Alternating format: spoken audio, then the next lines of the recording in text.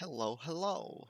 So, I thought it'd be a good idea to go through and look at all of the maps in Dead by Daylight and put them in a tier list, basically, because recently I've been talking a lot about what I think um, is a good or a bad map for killer, and I'm doing this from the killer's point of view. So, uh, being a killer main, it's more important to me how the maps are for when I'm playing killer. Um, I would obviously, you kind of just reverse the tier list if you're a survivor. Um, kind of, not exactly, but yeah. So S will be. This is a good map for killer, I think, in general as well, because obviously there are some maps specifically that are good for killer. If you're a huntress, you don't really want to be going to Larry's probably as much as some other killers might want to go there, or Blight or Nurse probably don't want to go to Larry's, whereas most killers would be quite happy going to Larry's. Um, so just talking about in general, but I will bring up points specific for those maps and specific killers when I think it's appropriate. But yeah, I'm just going to go through and basically say what I think is a good map for killer. Um, and me specifically, this is obviously my opinion. There are certainly going to be things on here that you would definitely disagree with, and you think I'm crazy for, but this is very specific to me. I mean, I'm generally on what people would normally think as a consensus anyway on these maps, but we will get started, and I won't be going into great detail, but I will just talk a little bit about um, each map. Pardon me. Yeah, so we will get started, and we're going to go from what I think is probably the best killer maps down to the most survivor-sided maps. Um, and we're going to put Dead Dog Saloon right at the top. So it's been it's been really annoying that this map's been disabled for so long, because I think this is by far the best killer map. It's the most killer-sided map. Obviously, for some specific killers, maybe Midwich or Larry's is slightly better. Um, but in general, Dead Dog is best overall for most killers. I don't think there is any killer that's upset they go to Dead Dog. Even if it's not their best map, it is a good map for you. Um, it's a combination of there aren't that many safe pallets. It's quite small. In fact, Dead Dog is the third smallest map in the game, tied with Rancid Abattoir. So it's 8,704 meters squared. So it's very small, which is very good because as killer, you don't want to be spending a lot of time walking around trying to find survivors, going all over the map. And you will see later as we get further down the list, there are a lot of big maps down in the bottom. It's not a general rule of thumb. Um, I should say it's kind of a general rule of thumb, but there are some kind of exceptions. But usually, the smaller a map is, the better it is for killer. Um, but yeah, no, it's got decent visibility as well. The spawns right at the start of the game, where the survivors spawn, is very predictable as opposed to a lot of other maps. And the gen spread is not too bad at all either. The main building can be decently strong, but once you break a couple breakable walls, it becomes nowhere near as good. And especially if they struggle to make it to the main building if they're not there already. If they're away from that, there's not that much safety in a lot of places. And so I always have a habit of trying to hide on this map, and usually hiding doesn't work at high level play. Very rarely will you get caught out if you're a killer by someone hiding if you're paying enough attention. But yeah, no, honestly a fantastic map, and I am always very happy when I go here.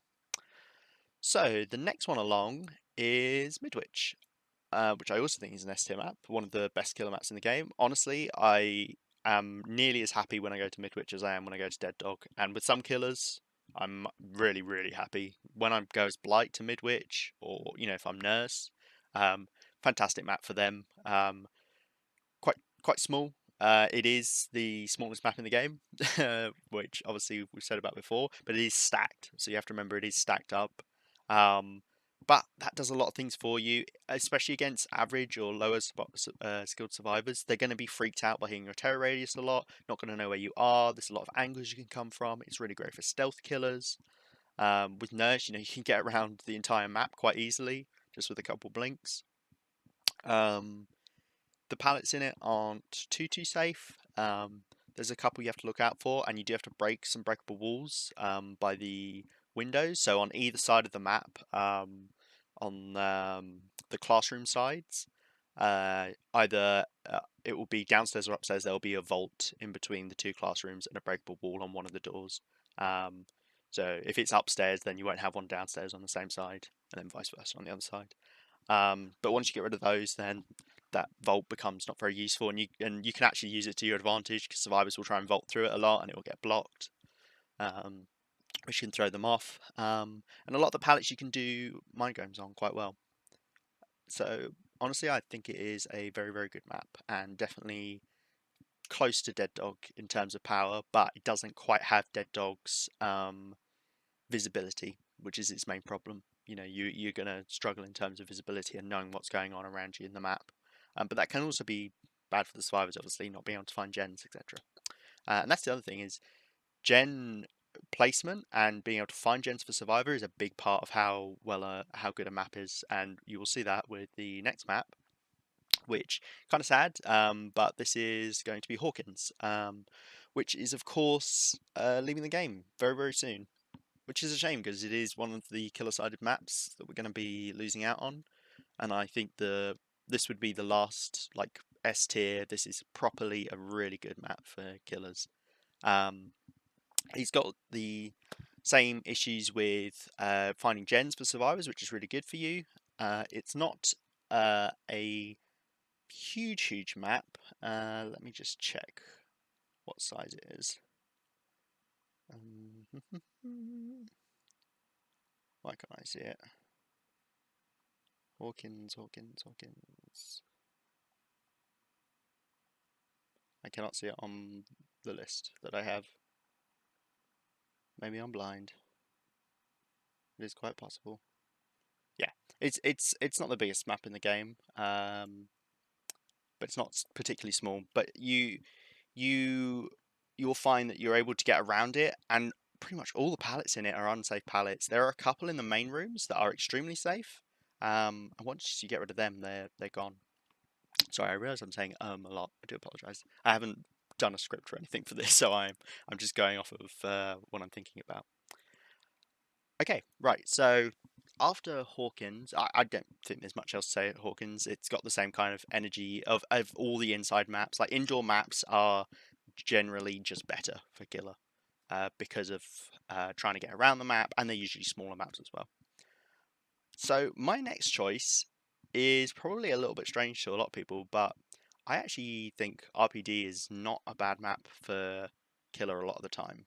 And the only reason being is if you're up against your average survivor, they struggle to find gens. And even the gens they do find, they struggle to get back to them and to actually finish repairing them, which I think helps a lot. Now, there are a couple killers where this map is awful. Blight is going to have quite a tough time on this map a lot of the time. Nurse can struggle with the elevation of it and trying to get around in it. It's just your general indoor map issues with some killers, and the reason why it's not S tier like the other indoor maps is because it is quite big. It is very big, so even though it's an indoor map, you're going to struggle in that regard. But provided you can get a good base for it, and you actually make good use of the gens you have to defend them, I genuinely think this can be a more killer-sided map. Now, I know this is probably quite a bit off for a lot of people. A lot of people just don't like this map in general, but I do think it is more on the killer side. It's not S tier, it's not the same as the others, and honestly, it could slide up and down A tier. This is more personal preference for me, my experience with it, and my play style, and the killers I usually play. I think it sits here. And the main reason being is obviously we haven't had the game yet, and now a lot of people think the game is a lot better for killer, possibly a S tier as well, and even maybe better than Hawkins. So the reason I don't like the game as much is there are so many safe pallets on it now, and you can't take the risk of breaking a lot of the breakable walls. A lot of the other maps it's easy, like Dead Dog, you know which breakable walls you want to break. Midwich, you know which breakable walls you want to break. There's no ambiguity. The game, you don't know if you're going to break a breakable wall and that's just going to give them a path to somewhere good later on. So you have to be careful in that regard, which means your mobility is now a lot worse on this map. This map used to be really, really good for killer, but now definitely not as much now that the pallets are a little bit off. The saving grace for this map is it's one of the better indoor maps for killers who don't do well on indoor maps. You know, if you're Huntress, you'll have an easier time on it. If you're Blight, you'll have an easier time on it. Definitely not a bad map for Nurse. And being a stacked map can help for a lot of killers, such as Doctor, being able to use Static Blast, etc. And when I say stacked map, I mean a map that has got, you know, a couple layers that sit on top of each other. So Midwich, the game. Are there any other ones that are kind of stacked maps? I don't think so. There are some that have got quite a few buildings, but unfortunately, we'll get to that and why that is such a big issue for killers, and why it's funny to think about Dead Dog being at the top, even though it's got this main building. The reason being is your mobility through and to those main buildings, or those buildings, I should say. Whereas Dead Dog does a good job of that. But after that is another kind of a weird one, because we're going to step away from the indoor maps because I slightly prefer this map over our next indoor map. But I'm going to put Cold Tower here. So sorry, I'm just going to take a drink. So I think Cold Tower is probably quite an even map in general, and you could honestly put it on B tier, and you could definitely put some maps above it. But in general, it's just a really consistent map. You know what you're getting into a lot of the time. The gen layout is usually very predictable. How you will approach the loops is very predictable. It's got your nice generic tiles that you're used to as killer, so you're not having to dance around very awkward loops such as you find in some of the Coldwind maps or the Swamp maps, or even the Crotus Pen Asylum. Yeah, it's got your kind of generic loops you're used to. A lot of killers can do quite well on it. It's good for the strong killers as well, which is the nice part. You will feel that, you know, if you go there as Nurse, you know, it's not too bad, because it is one of the smaller maps in the game. It is, in fact, the second smallest map in the game. It's smaller than Dead Dog, Cold Tower, which is why it helps so much, is because you've got that little bit of visibility in it, where you can see what's going on a lot of the time around you, which helps a lot. So after Cold Tower, we will then put in our last indoor map, is this? I think it might be, which is Larry's. So the reason I prefer Cold Tower over Larry's is I think sometimes, as some killers, you just struggle so much that it's worth going, you know, you'd want to go to Cold Tower in general rather than to Larry's in general. I know a lot of people really like Larry's in terms of playing killer, but there are too many scenarios where, because of the size of it, Larry's is actually one of the bigger indoor maps. It's 9,472 square meters, compared to all the other ones, like I said. So Midwich is, you know, being the smallest. Oh, the underground complex. I just saw it. It's not called Hawkins, is it? Yeah, the underground complex is only just slightly bigger than Dead Dog Saloon. And the game is also obviously a lot smaller than it. So this one sits much higher up in terms of map size, which is the real killer for it. Even though it's an indoor map, that's where it's struggling. The other thing is there are a lot of vaults in it compared to the other indoor maps, which is actually usually very good for survivors. Survivors want to be using vaults to get away from you, because if they're using other pallets, obviously you can break the pallets and then they're gone for good.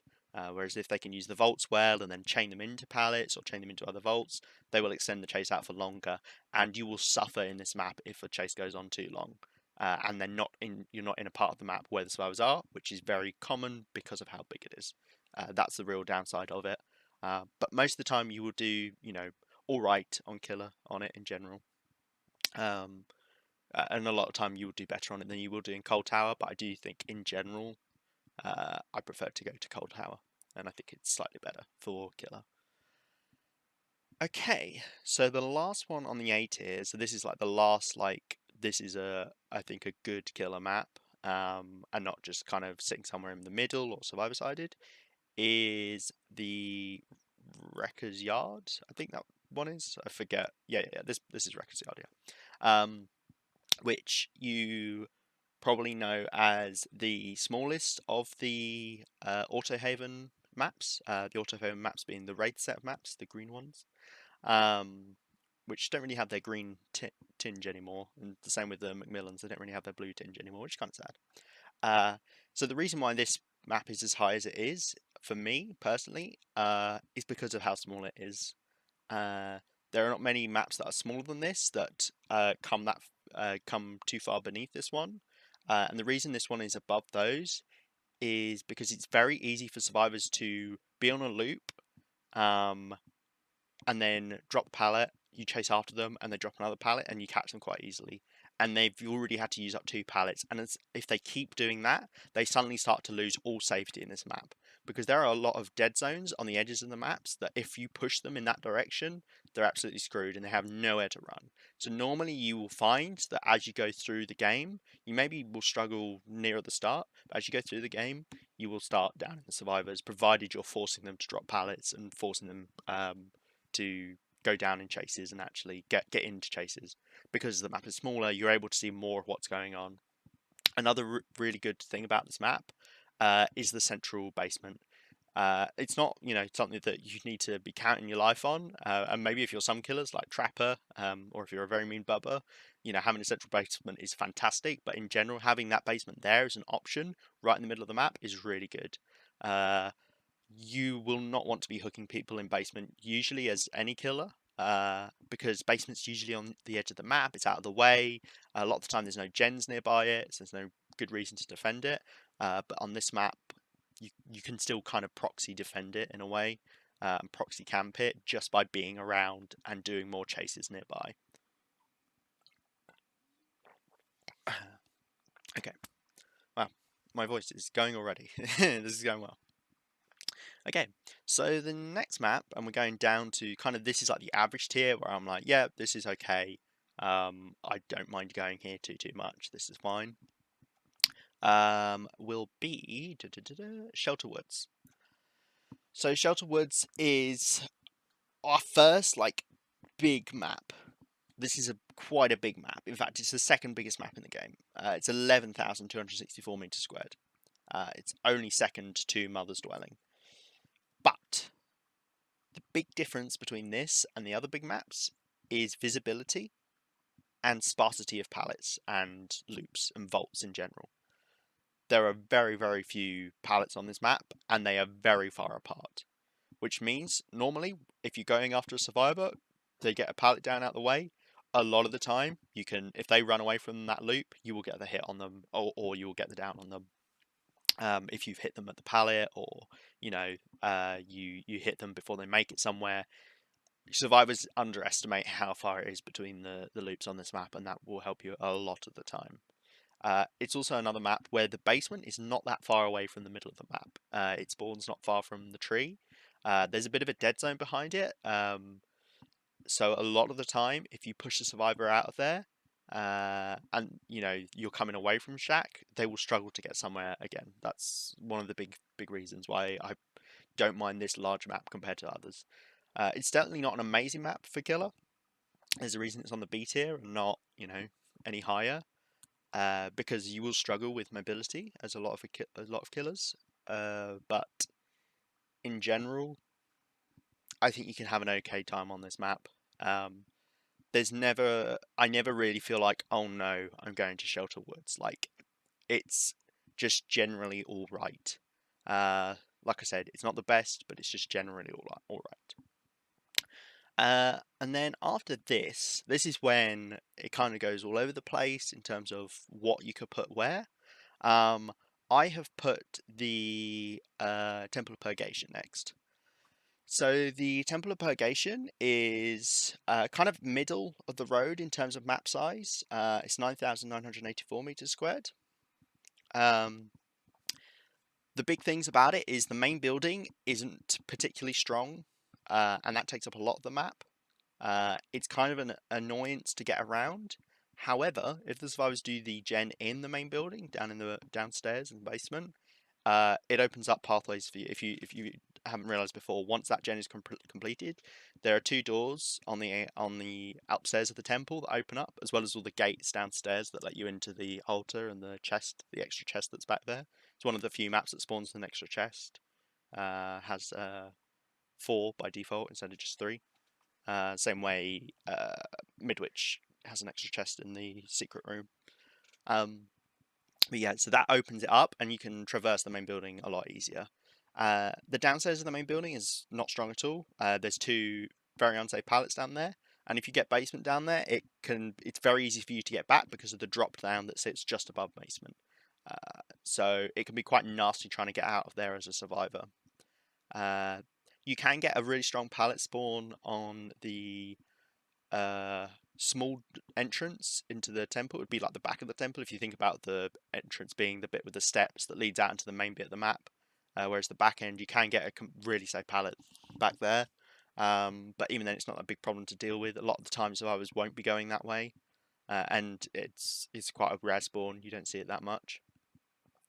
And the loops in this map can be mind game quite a fair amount, and a lot of killers can make use of their power. There's no one who's going to struggle particularly with it.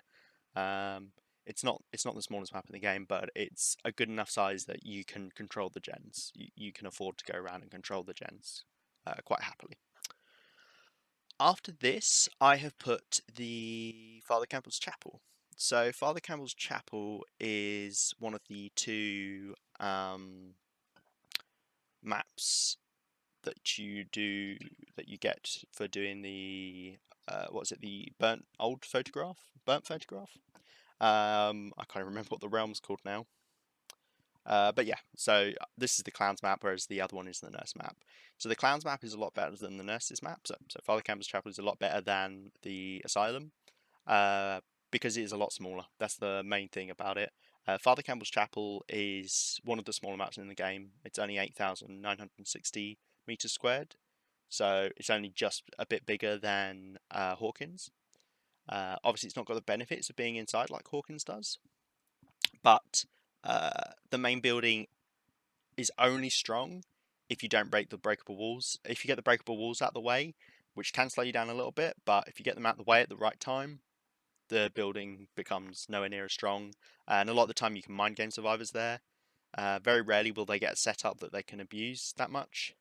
And it's one of these maps where for some reason it seems like you get a lot of 4-lane wall loops, which are the weakest of the loops that you can get. The jungle gyms, the pallet gyms, the 2 jungle gyms you can get, the pallet gyms, and then you get the 4-lane wall of the 4 generic structures you get. Yeah, and for some reason you get a lot of them. And Shack is kind of off to the side, but if you can stop survivors from looping over to Shack, because there are a couple pallets nearby it, usually they will struggle because the bottom end of the map, the circus, isn't really safe at all. There's a couple pallets that are kind of semi-safe, but with a mind game or 2, you get survivors there quite easily, and they haven't got much they can run into afterwards. Normally the gen spread as well allows you to 3gen on this map as well if you want to. Okay, next up we're going back to the Auto Heaven maps, and we're going to the, totally forgotten the name of it, Wretched Shop. There we go. I was going to say workshop, and I was like, no, I know it's shop. Yeah, the Wretched Shop. So this is another one of these where it's not a particularly small map. In fact, it's one of the bigger maps. It sits 5th biggest map in the game. The main things you've got going for this map as killer is the main building is usually a trap for survivors. 50% of the time you'll have the window on the you can see like where this side is here, you'll get the window there rather than by the breakable wall, and that window there is pretty much useless, and in fact makes the building very unsafe because the survivors can quite easily dead end themselves. You can get the fun bus on this map.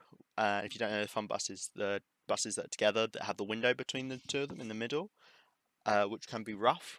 That's one of the reasons why Auto Haven maps can be a little bit more hard to deal with. Pardon me.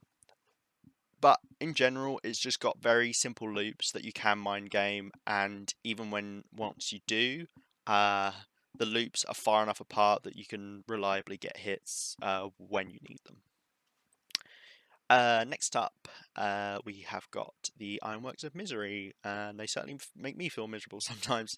No, um, this has got the same kind of problem with a couple other maps in terms of for you as killer, you've got a big main building you've got to get around, and if they take you up there, it is for some reason they put a breakable wall in. If you chase a survivor upstairs, you're gonna lose.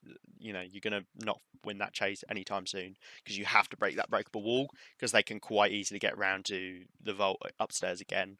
The breakable wall, you have to go through the window if you don't break it, so it is very rough in that regard. It is one of the kind of not so big maps in the game though. It's 10,240 meters squared, so it's not too huge. But it's got your classic loops as killer that you can mind game quite well. You know, you should, as a killer, being able to mind game the basic structures comes in very handy, and you'll see that with a lot of these maps that have the basic structures, they're usually higher up. It's the ones with the funkier structures that can cause you a bit of issue. But yeah, not not a bad map at all. Not rather than a mad map. Okay. And then after that, we have got the Groaning Storehouse. So I put Groaning Storehouse just beneath Ironworks of Misery for the main reason being that Groaning Storehouse's main building can be more of an issue in general. Yes, you have to break the breakable wall on it, so they stop using the window. But even then, they've got a couple windows that they can use very well. Especially if there's a dead hard or a lithe, they can really make you groan as you chase them. Sorry. The other problem with this map is it's got two offshoots where gens will spawn, and if the survivors play well and break up your 3 gen, this map is impossible to defend gens on. It is very close to being in this C tier here. But if you force a 3 gen properly, then you can make this map work for you.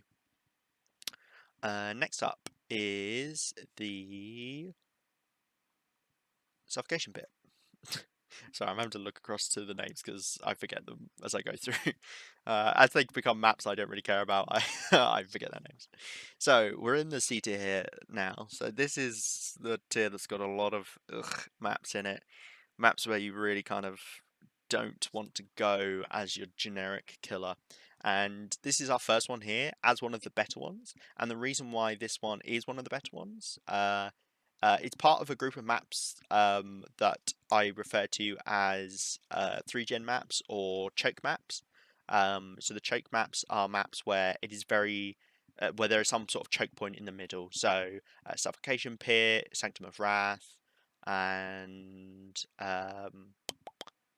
that one, what's it called? Azeroth's Resting Place. Because they've got a thin bit in the middle where you can, you know, the survivors can be choked. Well, hey. Normally, that can be a kind of good thing. The problem being is these maps are very long. So even though they're not huge, Suffocation Pit is kind of on the bigger end of maps. It's the same size as Ironworks Misery, 10,240 meters squared. But you will feel the size of this map more compared to Ironworks. The reason being is because you have to go all the way from one side to the other to try and defend the gens, which is not feasible. When you go onto these maps, I tend to now just accept that I need to just defend 3 gen from near the start because you cannot hope to pressure the gens enough otherwise. If you let them just do whatever gens they want, you will lose the game very quickly because you will not be able to defend 1 gen on one side, 1 gen in the middle, and 1 gen on the far side. It's just going to be a disaster for you. That's where these maps start to fall down and where you start to face issues. So if you don't get that 3 gen down, this map does make you suffer. Next up is the Pale Rose. So this is our first swamp map. Yes, this is our first swamp map. I really don't like the swamp maps. Honestly, they're not far off being D tier, but I'm putting this one in C tier because they're the only reason this map is anywhere near all right, even though it's quite big. It's It's the smaller of the swamp maps, but it is the sixth biggest map in the game. It's got the same kind of issue with Shelter Woods, where a lot of the loops are quite far apart. So provided you can get on the survivors and hit them and chase them, they will struggle getting to the next loop afterwards. And maybe you can use your power, depending on what killer you are, to catch up quite quickly. It's worth noting as well that this is one of the maps which is really bad for Blight, who is obviously one of the stronger killers, and I'm taking into consideration the stronger killers more rather than the weaker killers in terms of performance, because I don't play many of the weaker killers because I like to win. But there's a lot of slippery surfaces on this map, so Blight can't bounce off of them, and that is bad.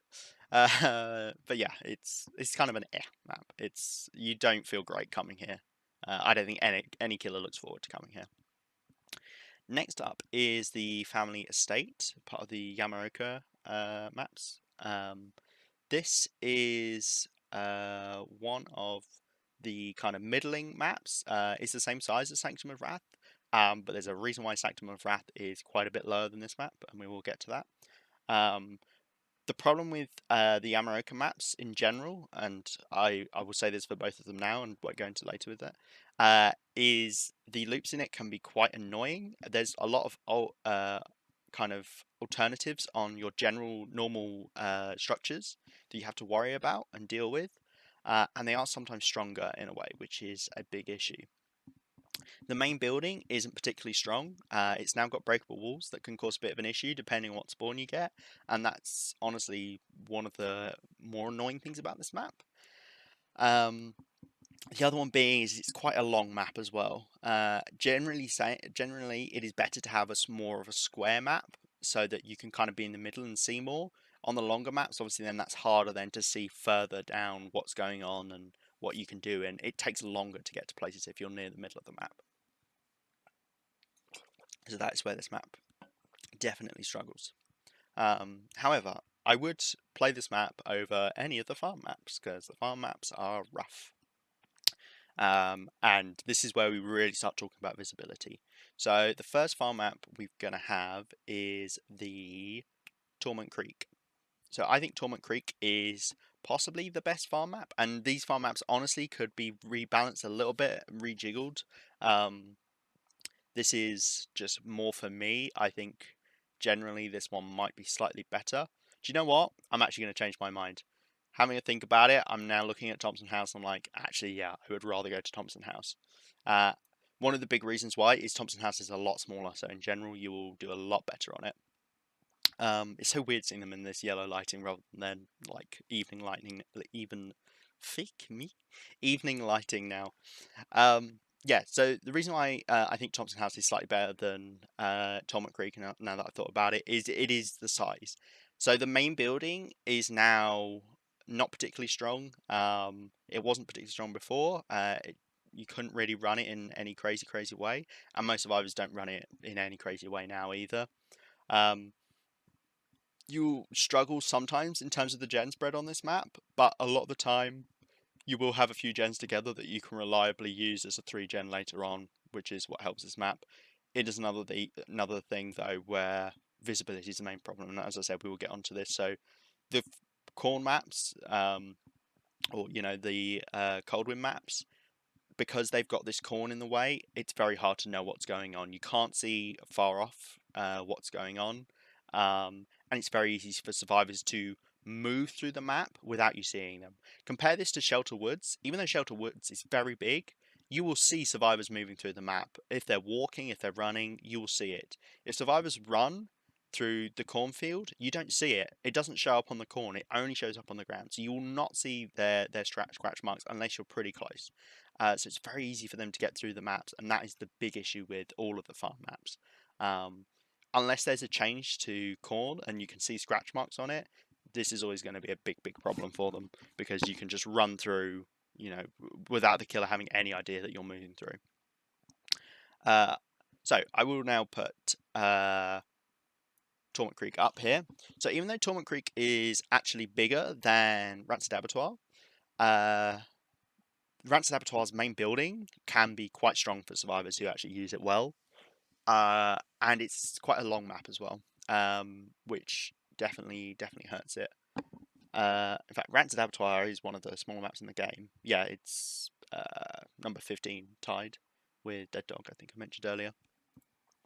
But you lose that visibility by it being so long, and the main building is in your way a lot of the time. And if it's not in the way, there's always a hill that will spawn near the top side or the bottom side that can get in your way as well, which limits your visibility. Plus, we've got to remember as well, the harvesters are in these maps, and cow trees are in these maps, and that's why the cold winds are lower as well, is the loops in it are a lot stronger a lot of the time. Harvesters aren't as good as they used to be, and a killer who actually knows that you can just drop across without having to swing, etc., can destroy a survivor there. But usually survivors are smart enough to use them well. And if you get up there and they run off with balanced landing, you lose a lot of distance. So that definitely doesn't help them. But with Tormund Creek specifically, the main building, once you break the breakable wall, really isn't that good. There's only a couple pallets around it. Neither of them are particularly safe, so you can do a lot better on that. And I will just put this here as well because it's going in the same thing. Yeah, we will get to the other Coldwind maps later on though. So after that, I think that the Disturbed Ward is the next map that fits into this C tier category.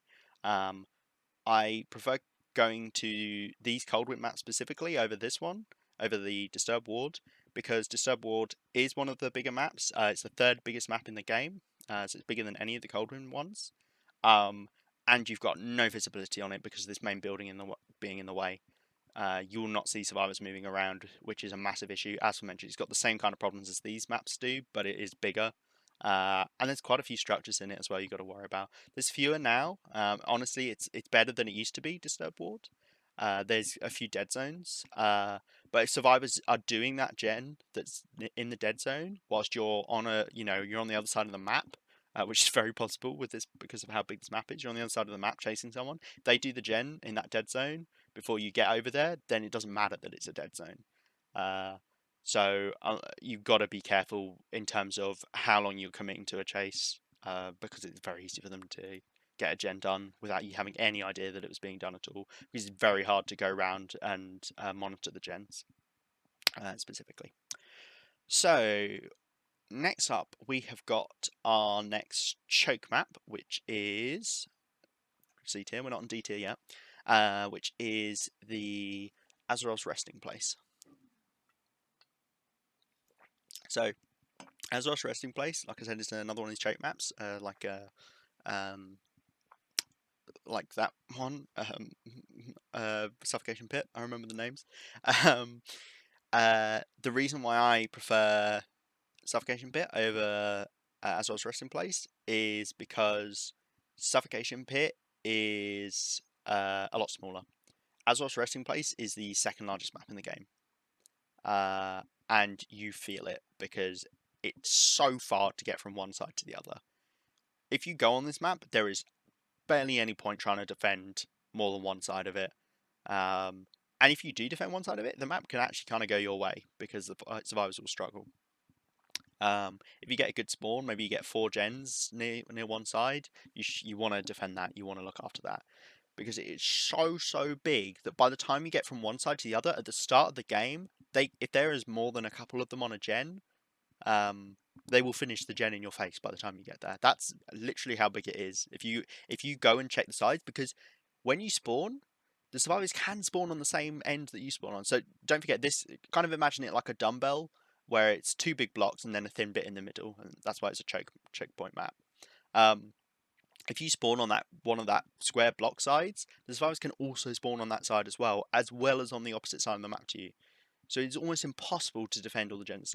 You will find on this map more than pretty much any other map, a gen will pop before your first down, let alone your first hook, because someone will have spawned at a point where you just couldn't check, and if you did check that point, they've already finished another gen on the other side of the map, and that's why this map is very, very not fun to go to. The only redeeming thing being is you can defend gens at the start, and just stick to a group of gens you want to defend as a 3 gen or maybe a 4 gen. The next choke map doesn't have that same advantage because it's a lot harder to defend the gens on this choke map because this choke map has much larger, almost like rectangular like dumbbell ends. I don't know why I'm using dumbbell as an example. Or the letter I guess, as an example.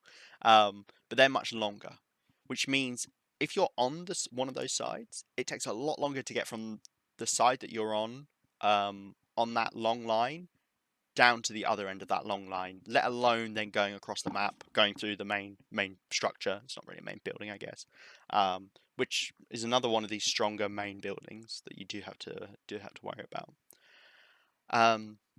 It just takes so long, and it's got the same thing with the other Yamaroka map, where the loops can be a little bit awkward. They're just a bit too long to mind game them properly a lot of the time, and the server has too much good visibility on you to do anything crazy, and you can struggle if you're not careful.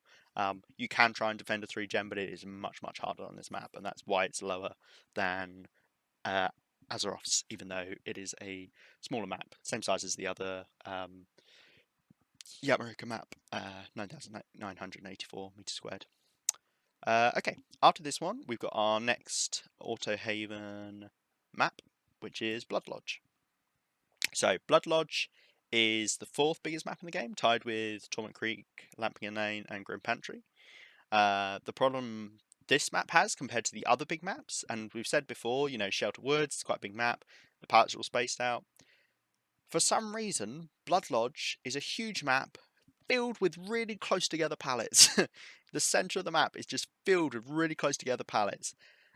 So it's so easy for survivors to just chain pallets together and chain loops together. And even once you get rid of them, there's the edge of the map that they can go to as well.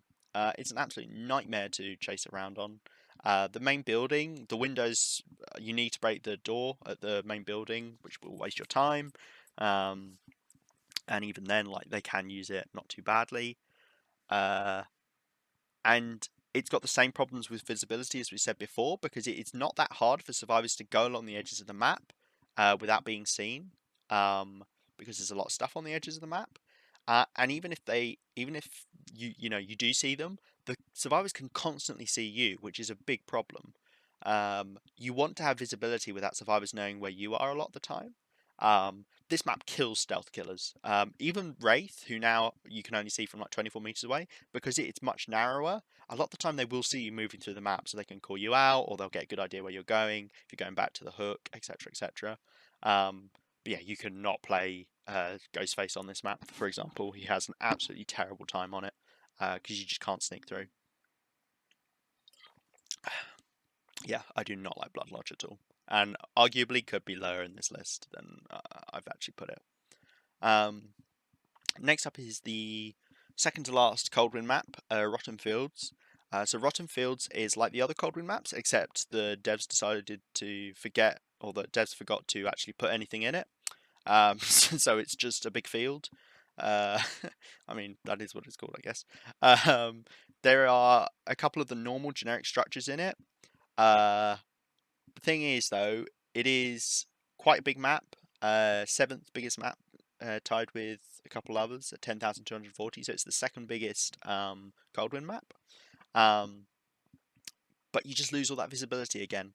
You've got a central shack, but the problem with this central shack compared to other central shacks is because the map is quite big.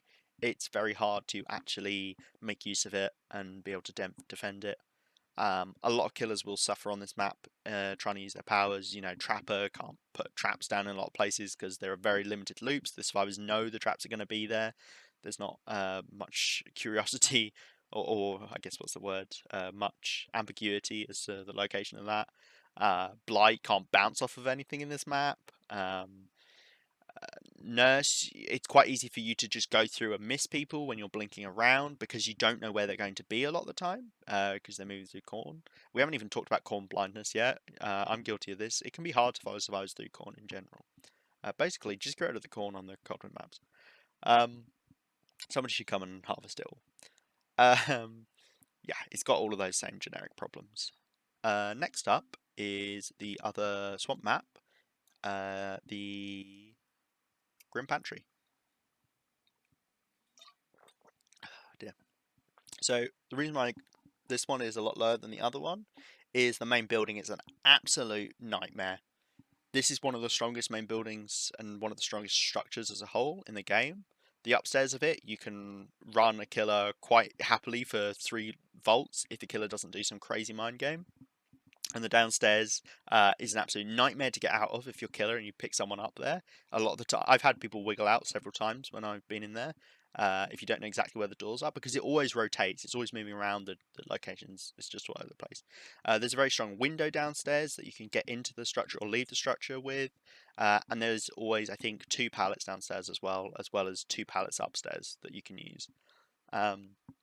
It's also got the same problem with the other maps.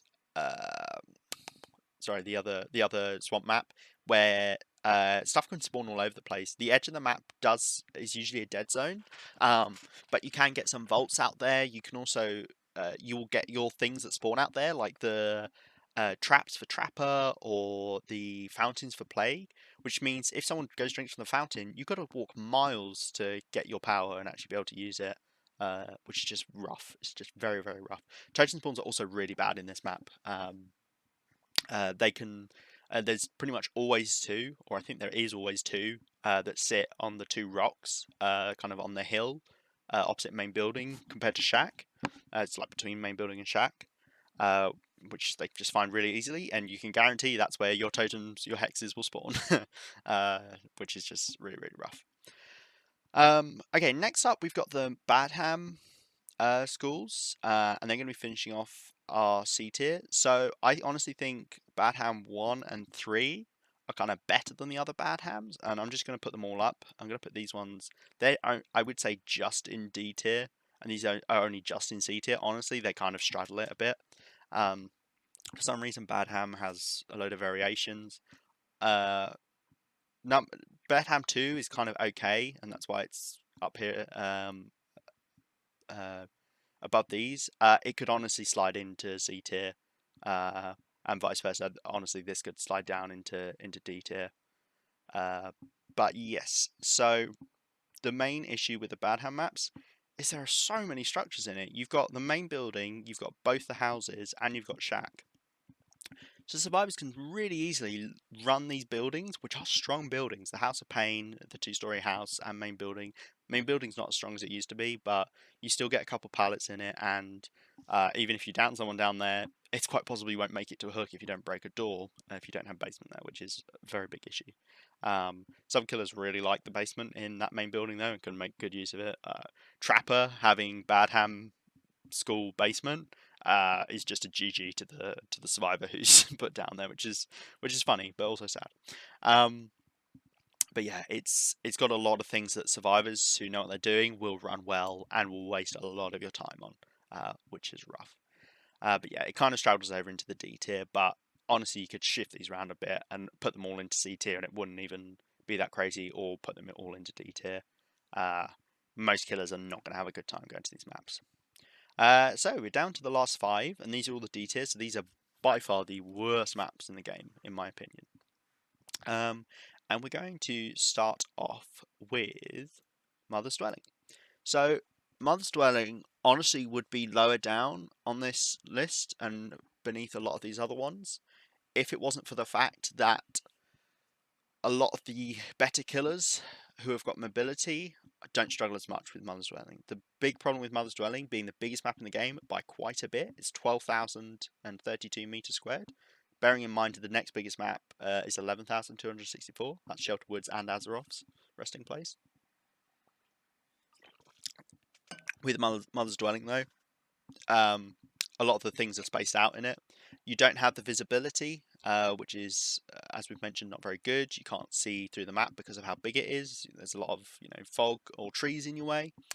But it is better than the upcoming maps, I think, because of the type of structures in it.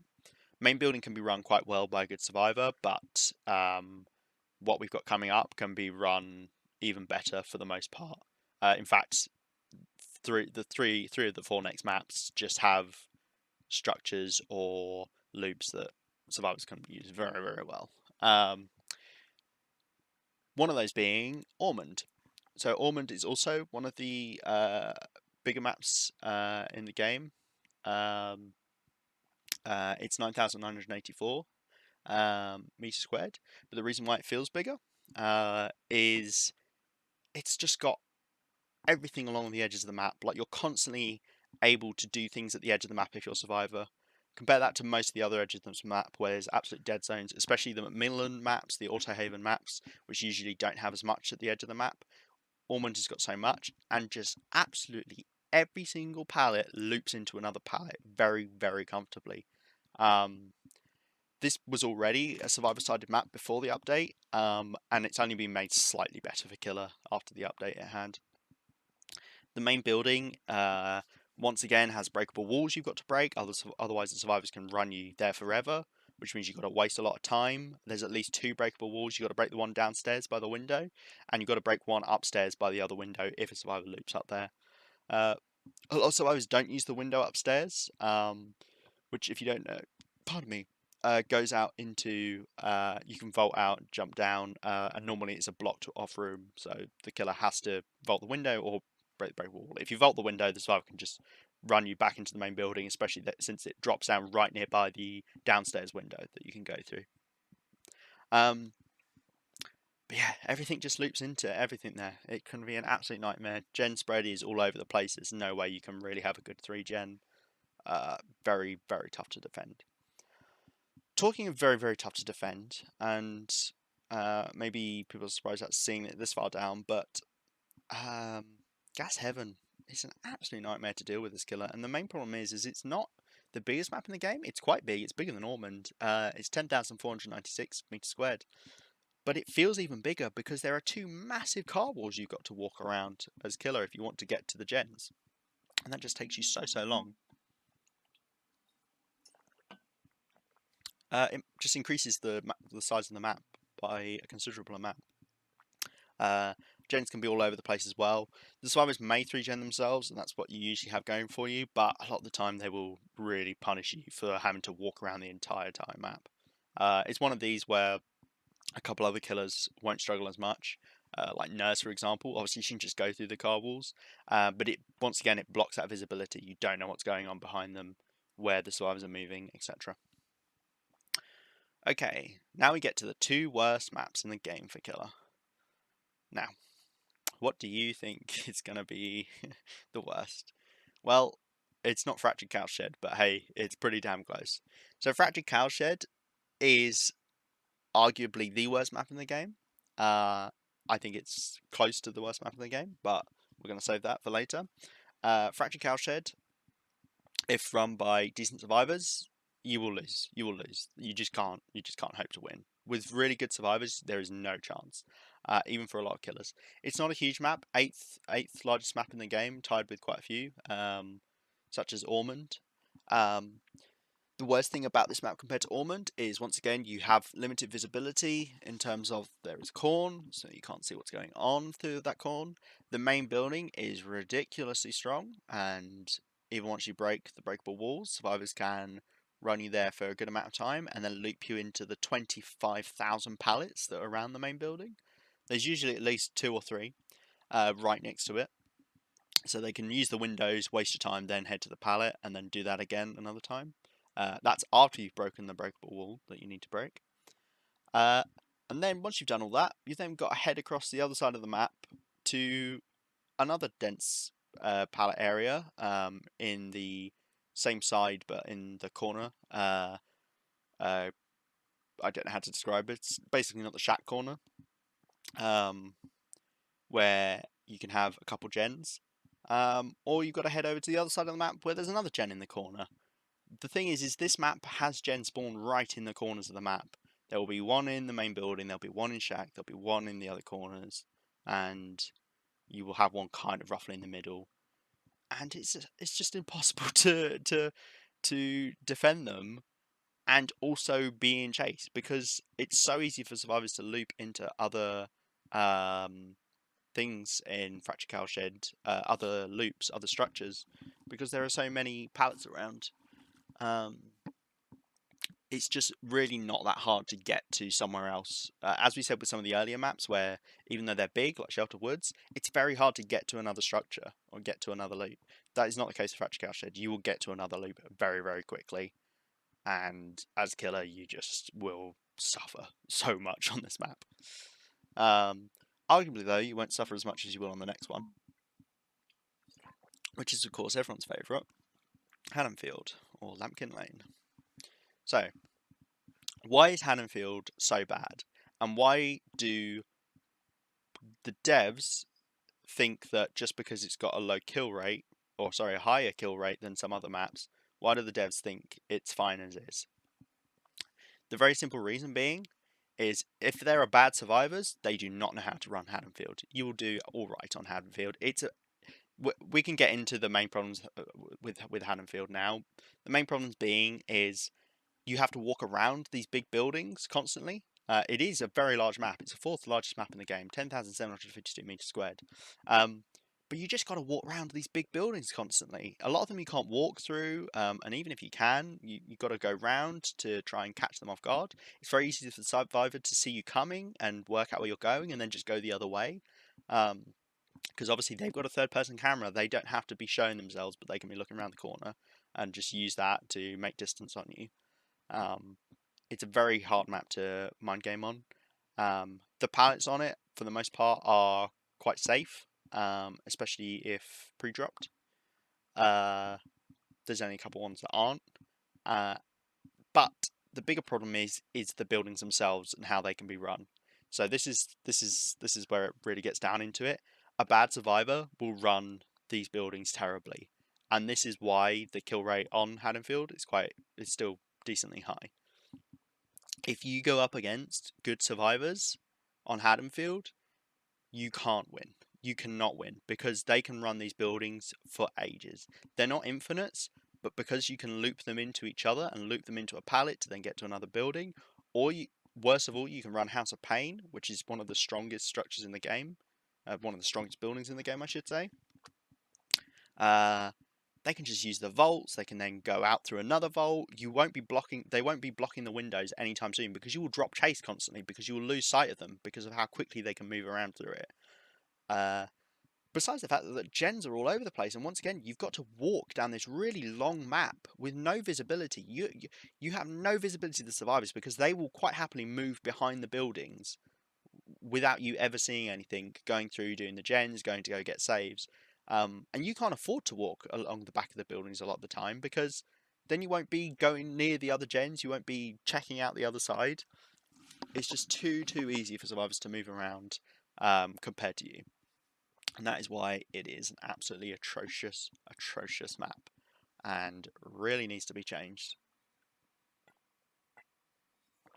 Anyone who thinks that just because it's got a high enough kill rate, and that means that it's a fine map, really needs to go up against good survivors on this map because it is not good. Not good at all. But yeah, that's it for the maps. These are all the maps we've got. We haven't had many new maps in quite a while. We've obviously had the RPD, and then before that it was Midwich. So we had a whole year of us getting a map. Hopefully we're getting a new one in the next update. It would be nice. I just wish they will think about making more maps that are like this kind of B tier kind of level that have got a nice balance of things going for both sides. Don't get me wrong, as a killer main, I do like that there are maps like Dead Dog and Midwich, but there needs to be more maps that are kind of sitting in the middle. There are far too many that are not even just crazy on the survivor side. You know, C tier, that's just kind of survivor sided. But it's just enough that you're just constantly having to worry about these maps. And I say that, but honestly, if I had my way, obviously I'd only go to like A tier and above maps. But in the sake of balance, you know, having more around the kind of B tier would feel a lot better. You know, there's a lot of things that could be done to these maps. One of them being size. I honestly don't know why size isn't addressed more with maps and why they keep making massive maps. It's like with RPD. the only reason it's up as high as it is because I think survivors still don't know what they're doing on it, and that's all that carries me on that map at all. But yeah, no, that's pretty much it. So do you feel free to let me know what you think, where you would put the maps in terms of your tier list, whether you're a survivor or a killer, just what you think is right. I love hearing people complaining about my opinion, so please bring that ahead. And let me know if you'd like to see more videos like this, because I think they're quite interesting to discuss this kind of thing, and I'd like to see what people think of my opinions and choices in terms of maps are. But thank you for watching, and I hope you have a nice rest of your day, and I will catch you in the next video or stream. Do feel free to check me out on Twitch, link in the description below. But yeah, have a good day. Bye bye.